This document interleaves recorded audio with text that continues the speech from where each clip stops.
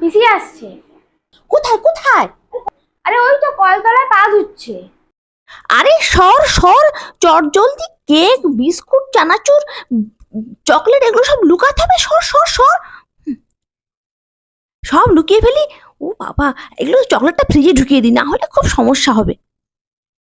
আরে বাবা, এখানে লেডো বিস্কুটের কৌটোটা রয়ে গেছে। উফ, এটাও ঢুকাতে ভুলে গেলাম। উফ বাবা গো, কি শরীরটা খারাপ রে।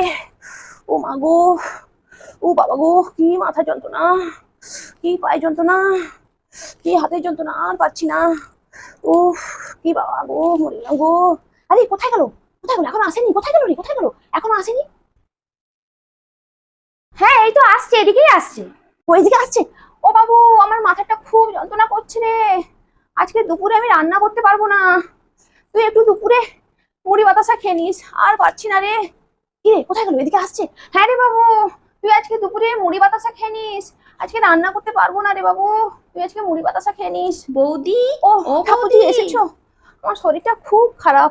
তোমার দাদাও বাড়িতে নেই, অফিসের কাজে আজ থেকে 3 দিনের জন্য বাইরে গেছে। শরীরটা খুব খারাপ গো।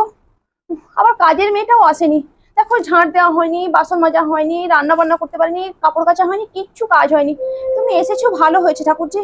না উফ মা বৌদি, গো। আমি দরকারে না, এসেছিলাম, চলে ও তুমি যাব। চলে যাবে? না না, যেও না, থাকো থাকো, আমাদের কাজের মেয়েটা আসেনি, তুমি থাকলে একটু উপকার আচ্ছা হয় ঠাকুরজি। ঠিক আছে, গো, আজকের দিনটা থেকে যাব। ও তুমি থাকবে? না না, আমার মায়ের শরীর খারাপ। হ্যাঁ, হাসপাতালে ভর্তি। না দেখতে গেলেই নয় ঠাকুরজি, আজকে দেখতে যেতেই হবে।